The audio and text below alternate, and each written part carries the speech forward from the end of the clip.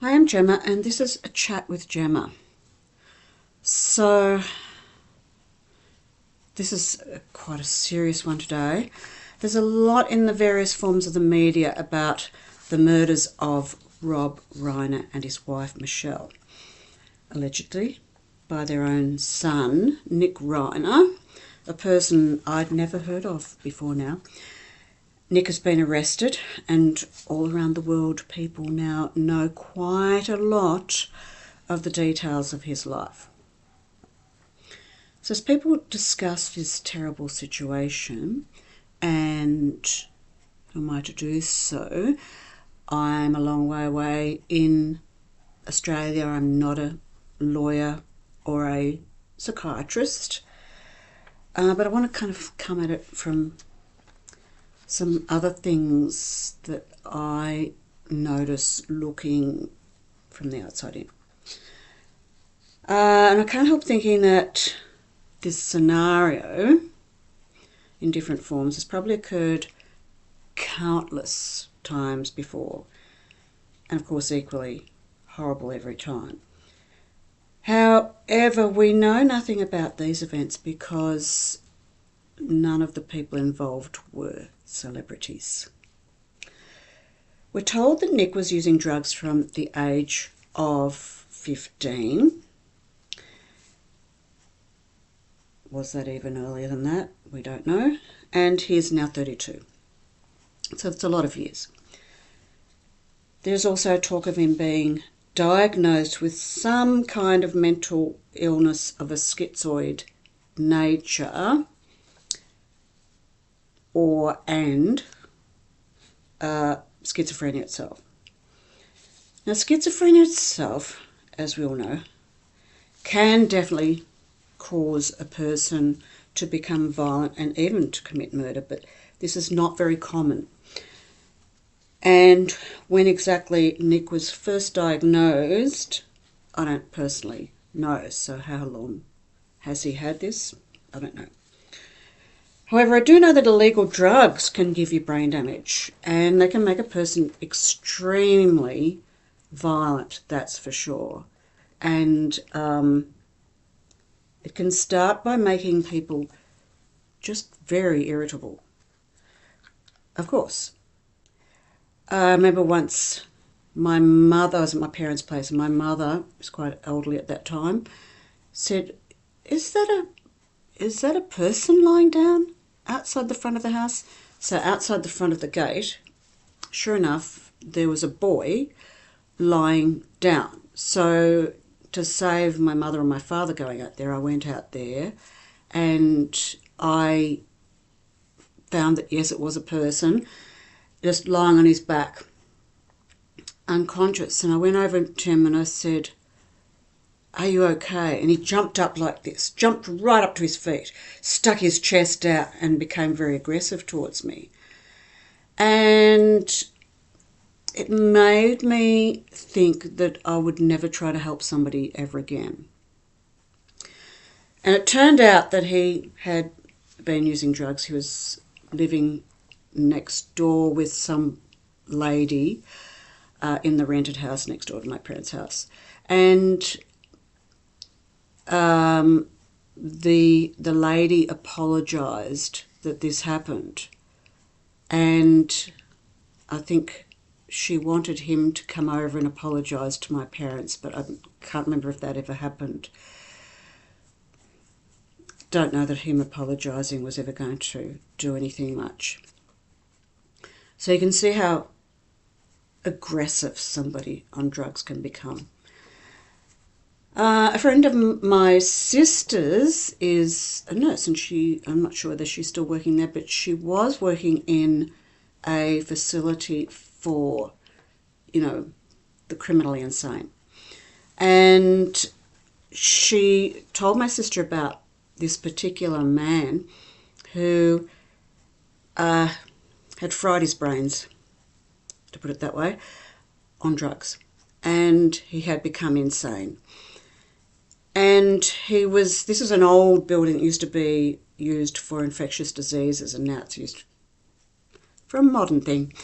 And the windows were the old sort of style windows, and this man went and ate all the putty all around the window, and then he replaced that with his feces. He also couldn't be allowed to wear any clothing because he would eat it. And while he was insane, he was still aware that he was naked and was very uncomfortable about this and would say, oh, this is not right, this is not right. So he hated it. But what could they do? There was another guy there this guy was in the news. He was a Chinese student. Supposed to be a lovely guy. And he, well, supposedly, took drugs just the one time, just thought he'd try them out. And fried his brains immediately and went into a lecture theatre in La Trobe University and shot people, and has to be put away because he's permanently brain damaged.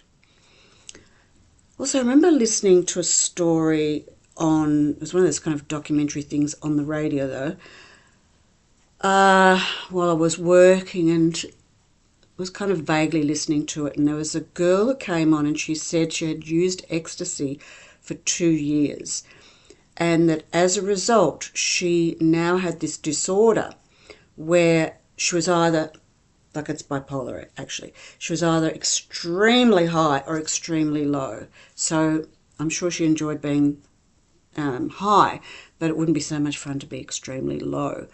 So she just didn't have any in-between emotions anymore. Quite frightening. So also many deaths have occurred from fighting over illegal drugs, people who are selling them, fighting at each other and killing each other, and probably anybody innocent who gets in the way. And people have died, of course, by being murdered, like the Reiners, by people under the influence of them.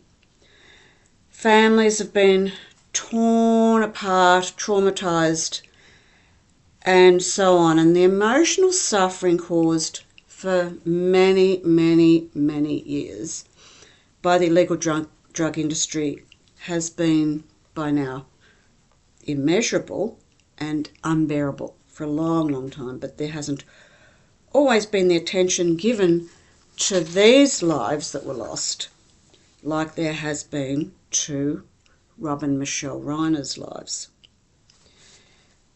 It seems as someone like me, looking from the outside of America in, and of course I've never been there, I'm never going to go there because I don't travel. I acknowledge that I'm talking from a long way away. It seems to me that the authorities in America are almost completely, if not completely, powerless against the illegal drug industry.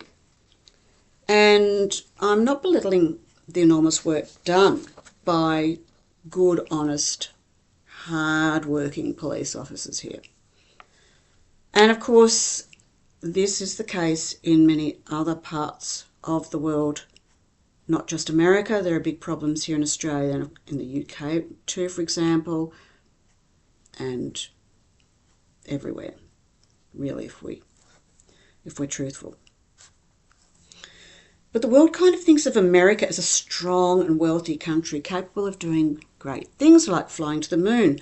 So what's going on here?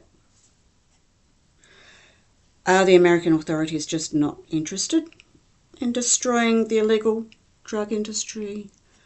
Are they too lazy? Are they corrupt? Are they too scared? Or are the various drug squads around the country horribly understaffed and under-resourced? If that's the case, why? America works hard to defend itself from outside attack, But it seems to me that if the country is steadily destroying itself from within with the cooperation of its own citizens, that this should be addressed by its leaders before they even think about dealing with threats from outside America.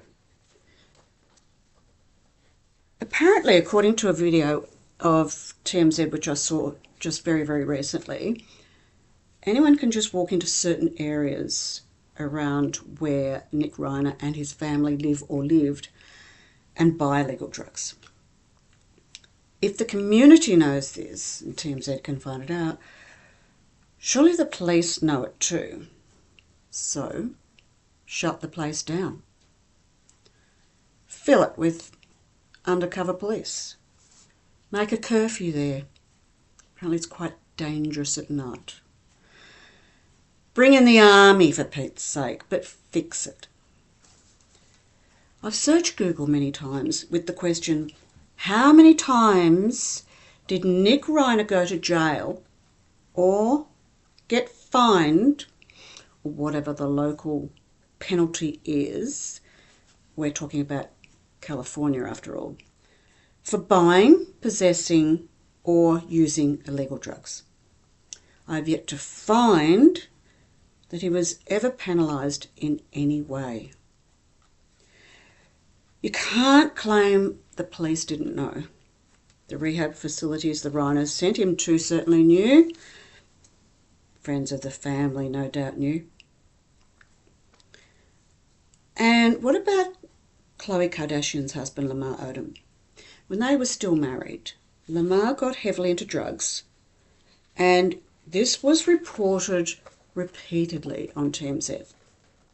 In those days, I used to be able to watch the show on free TV, and I can remember distinctly Harvey Levin excitedly reporting that Lamar was heavily into drugs and was posting insulting things about Khloe.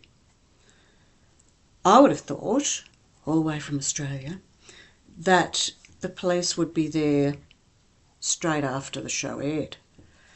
After all, if the TMZ journalists could find out where Lamar was and what he was doing, so presumably could the police.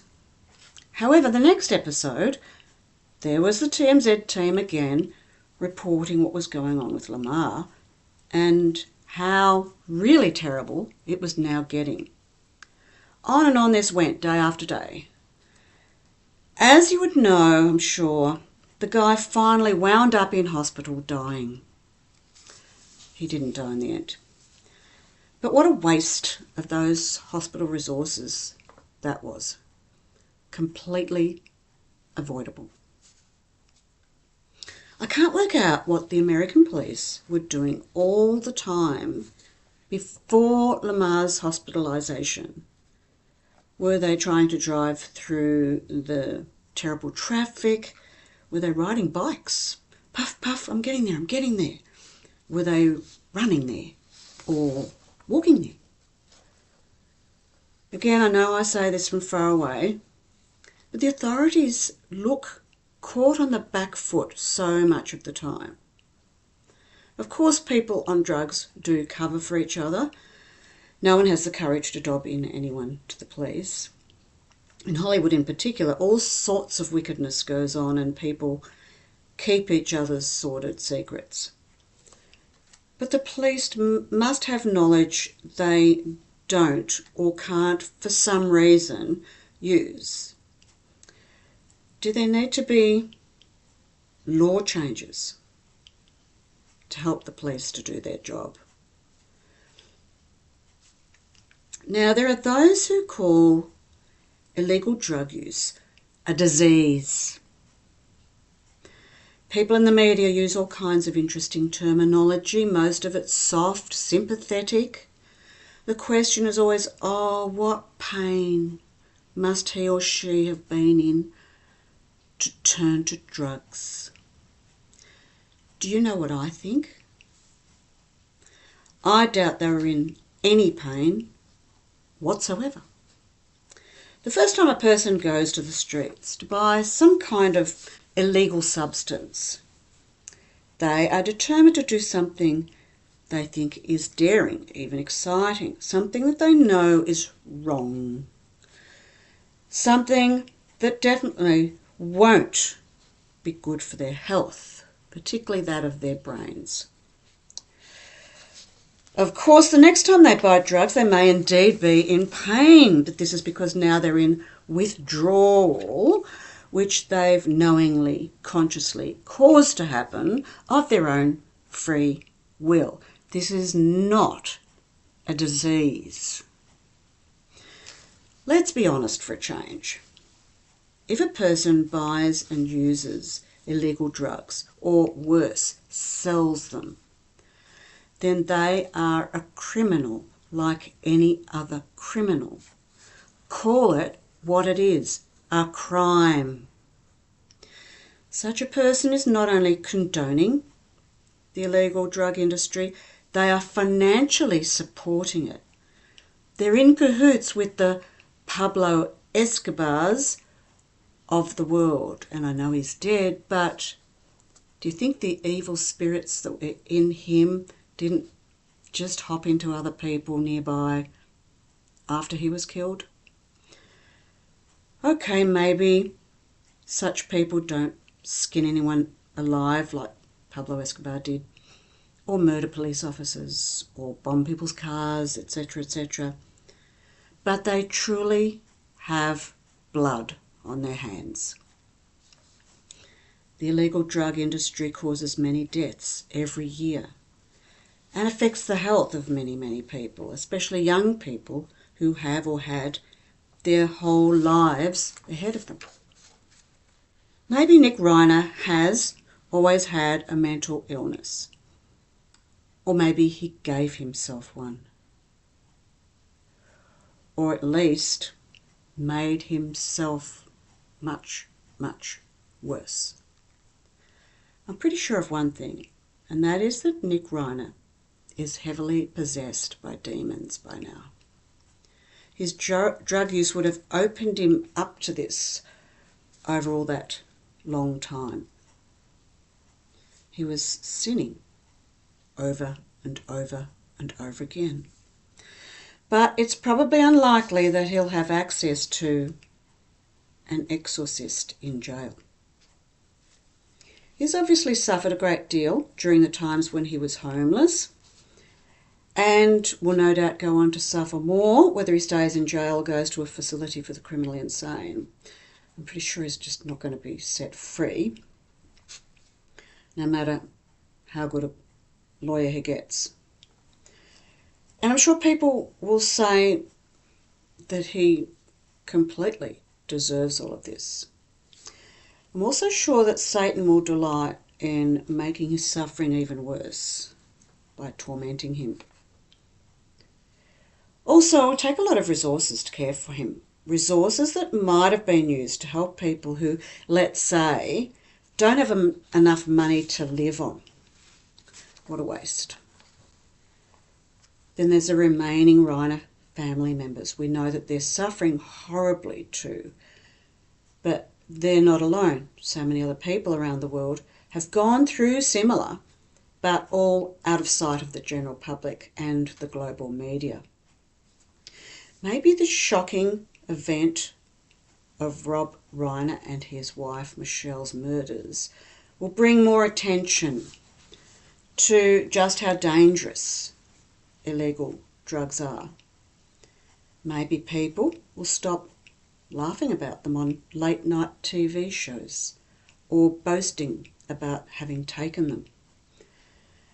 Maybe people in power will do more to fight this evil industry. Or do too many people have their hands in the money bag?